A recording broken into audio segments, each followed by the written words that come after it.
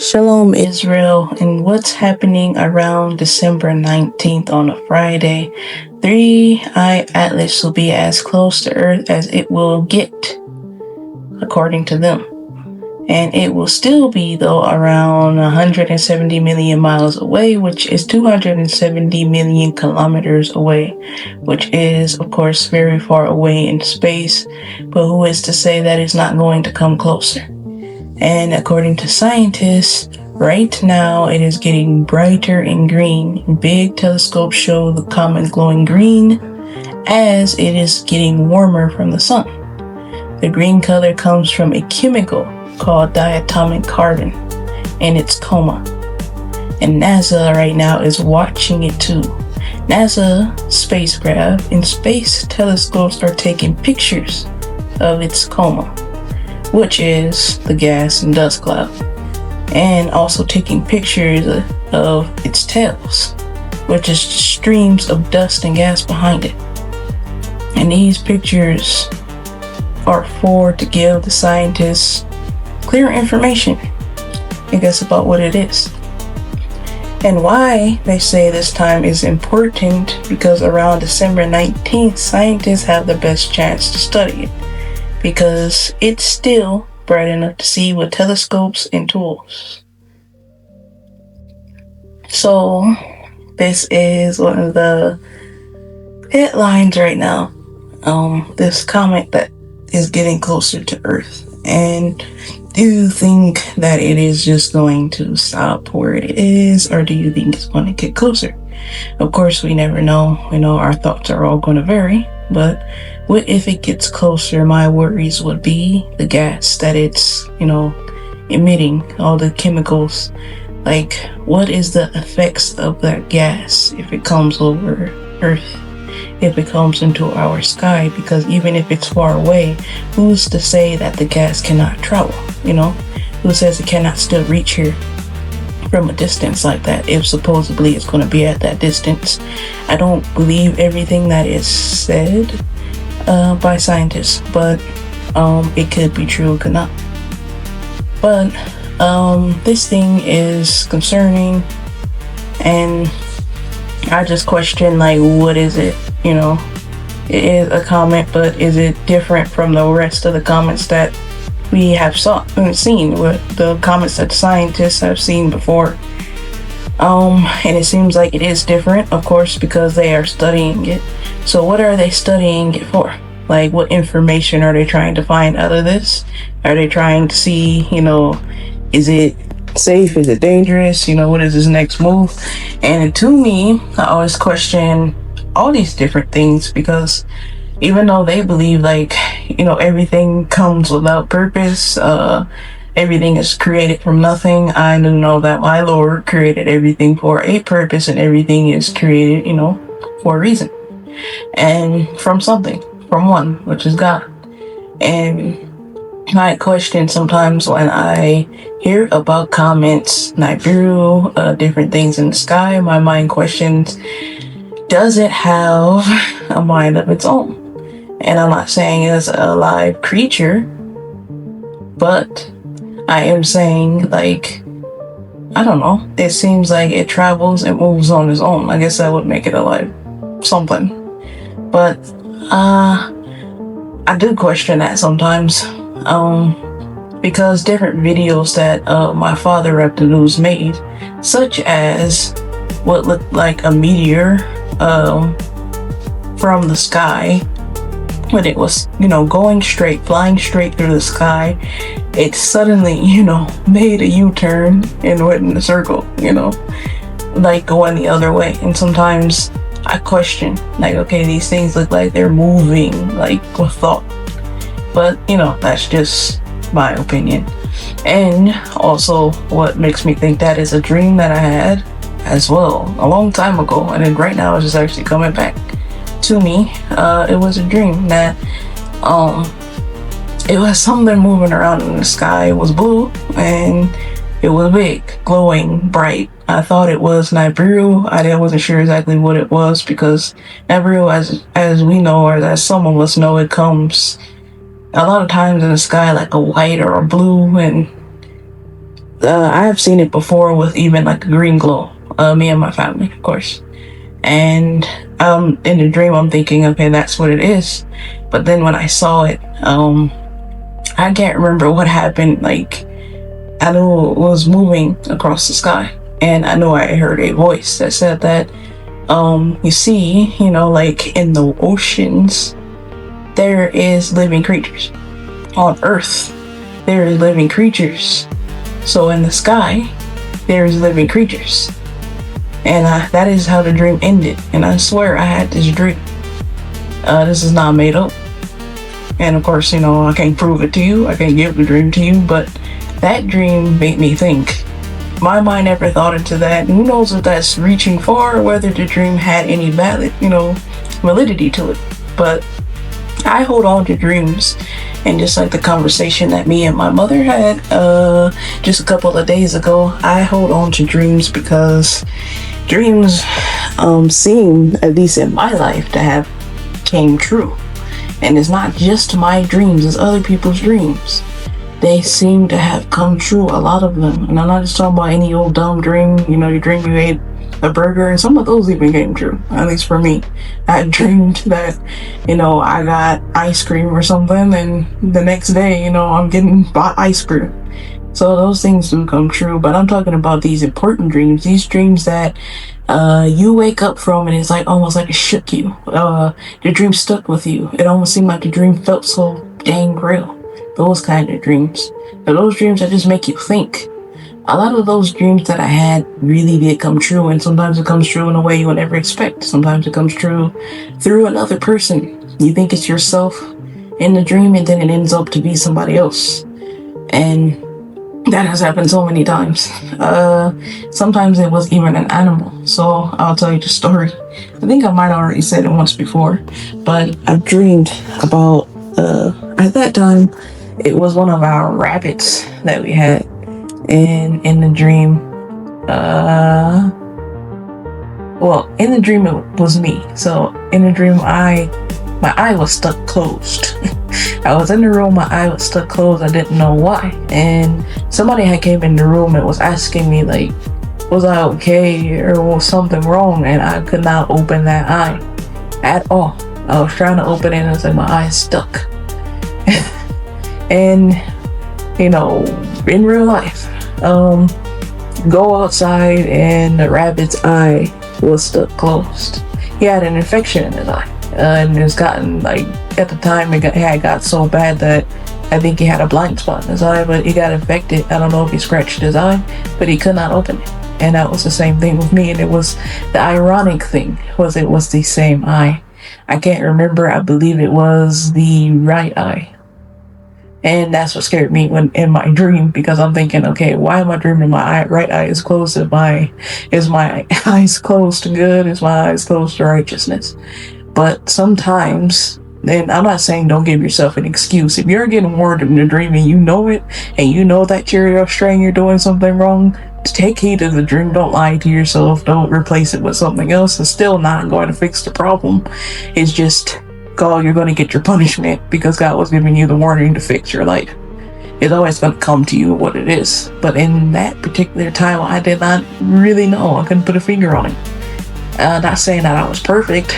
I don't know what I was doing at the time. But I know one thing, that I felt like the dream didn't really make sense to me. And when I saw that, it made perfect sense. And I had so many dreams like that. I could even tell so many more, but I don't want to make it such a long thing or lose track of our point here. But yeah, dreams, they're very important. And I don't really know, of course, what this thing is. And I'm not saying it's a live creature. I'm not saying it's a creature. I don't believe it's a creature. I don't know what it is, though. I really don't believe everything that they say. But, keep an eye out on that. You don't know what that's for, what it's coming close of. My worries actually is the dust from it. Why? Because I guess I'm a little bit, I could never forget what happened in the year of 2021, when my father passed. That time, and I'm not saying, because I believe also it could have been something done as well, man-made done, if you get what I'm saying. But my father said something that still sticks with me to this day, which was, he told me on one of the last days, when he was, okay enough to sit up, he told me, like, no matter what anyone says, like, no matter what is said, no matter what you are told, I know what this is, and I know that this is the planet that is causing this. And he said something to me about the heat of the planet, and that is taking away oxygen. I can't quite remember every word that he said, but this is why I'm never going to let that go. Yes, it could have been man-made. It could have been something that they took from something to cause some sort of sickness. And I'm not saying who, I'm not saying any names. I'm not saying any of this is real. So if you want to take it as entertainment purposes, you can. But I'm just saying, it could have been something done. But my mind still thinks that had a big part in it. So, thinking about the dust, I'm just wondering, would it affect anyone in getting sick or anything like that? And our air quality, in a lot of areas, I don't know about all over the world, but especially here in America, our air quality is terrible. Very, very terrible, more terrible than we know. And like any other dust or anything mixing up with that, I don't know what effects it may have. But I would just say, Israel, be careful. Definitely going outside around that time, or just take notice. If there's anything new or any changes on Earth, even with the animals. So if you realize with the animals, weird things are happening to them. I don't know if it's some nuclear thing from war or something that they're doing in a lab somewhere, but just seeing if you see the rabbits and the tentacles that's growing out of their faces, these black weird looking tentacles, the fish is turning different colors, some of the animals' fur is changing blue, and I'm noticing blue everywhere, blue or green. So it's like, okay, why are the animals suddenly changing colors? Why are suddenly animals that was extinct or animals that was never even found before is being found? You can look them up. Maybe you might run into some of them. Maybe you already have. But to me, changes, to me happens after things. And a lot of times I notice changes after solar eclipse, lunar eclipse, big events, even after floods. So what I notice after floods as well, is it seems like, okay, well, and I don't know, I'm not saying it's true, but it seems like, okay, well, more, which could be coming up from the ground, more things could be getting revealed, but they're finding more stuff, more ancient stuff, more bodies, like old ancient bodies. I don't really know if it's true or not, but things that could look like giants that could have existed in the past, which we know is possible. And all these weird things, and sometimes I wonder what the floods, is it for a reason? I believe everything is for a reason, but yeah. So with this dust and with the comet, I question, like, is it going to make any changes? So what I'm basically saying is just watch afterwards, after it comes. Even in signs in people, like, are they going to start acting different? Even signs and things, like, is the animals going to start acting different? Is their behavior going to change? Is something going to happen with, nature in general, or anything on to this earth, or sudden natural disasters? I also watch out for too. So after events take place, sometimes it seems like natural disasters take place, like almost like the earth is responding in a negative way to whatever happened, like a negative reaction. Just like if you put some poison or something in your body and then you have a negative reaction, your body's going to start going haywire. And I see that happening with the earth. So, that is pretty much what I wanted to talk about, is that. And also, just a feeling that's been coming over me is, Israel, this is what I've been just informing myself is, number one, always stay ready and prepared, because you don't know when God is going to call you back. Not saying, because the time, whenever is your time to go, that is your time. You're not going to be able to escape it or do anything to get yourself out of it. But at times, I felt like I had so many times where it was so many close calls of feeling like I was going to pass or die. And in those feelings, the only thing I can think of is I didn't do enough. In those feelings, I can only think of the things that I've done wrong and how I just want to do better. And if you want to know one of the biggest things that I think is, have I treated people good enough? Have I, been the best, with the people I love? Have I even been the best when it comes to the one I love the most, which is God? Have I talked to God? Have I built, a relationship or bond with my Lord? Or have I been distracted by the distractions of life? Have I let the devil make me forget, my purpose? Everything that I was supposed to be doing when I was alive, And, these things run through my head when I feel like my life is slipping.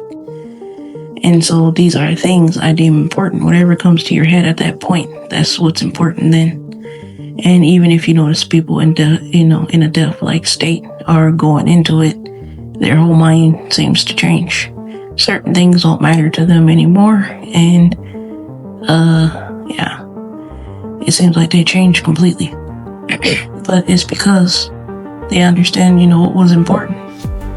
Death helps you, remind you what was important, because then when your time is up, there's no turning back. As we know, you only have one time at this. So number one thing, stay prepared. And it's not just for Judgment Day, which is close, which is near, which is at any time. But we do know it is close. But because once it comes, that's what it's going to feel like. You feel like it's going to be fast. Everything was way too fast. But your death date could be at any time as well. And you need to get yourself together. Whatever habits, bad habits that you have, whatever diseases in your heart that you hold, that you have. And what I mean by that is whatever problems, weaknesses that you have that is hard to stop. Like an addiction. Whatever you are addicted to, you just need to figure out how to break that. You got to figure out how to break the habit completely before God comes.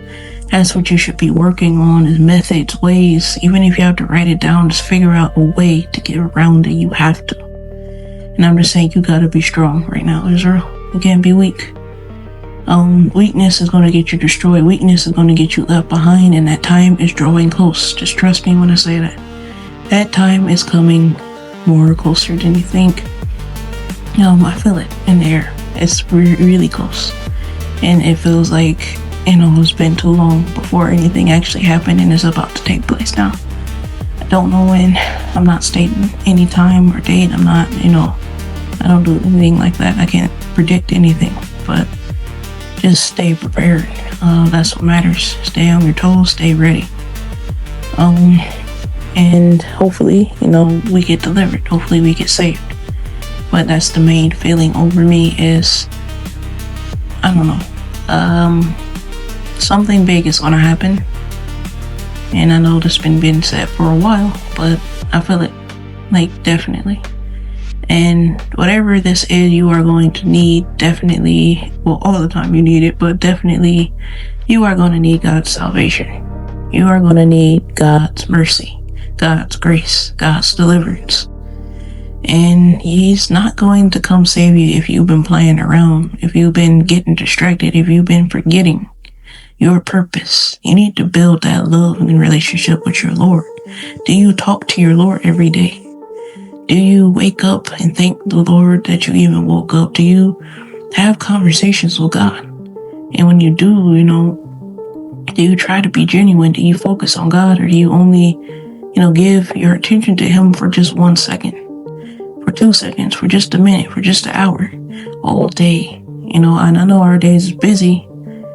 There's different things you got to do, you got to manage, but just in your mind, your mind can always be focused on God. The things you do, you can make sure that God is pleased with it.